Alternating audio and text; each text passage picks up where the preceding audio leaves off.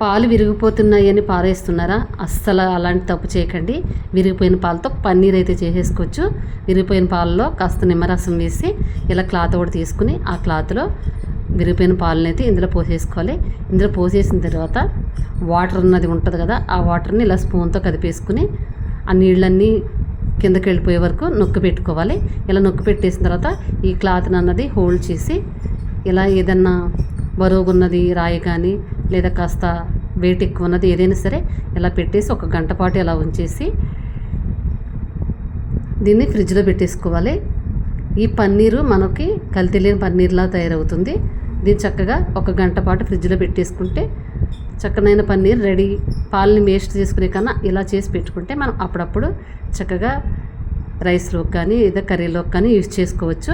అస్సలు వేస్ట్ అవ్వదు. పాలు అన్నది ఇలా ఉపయోగించుకోండి. ఓకేనండి, ఉంటానండి.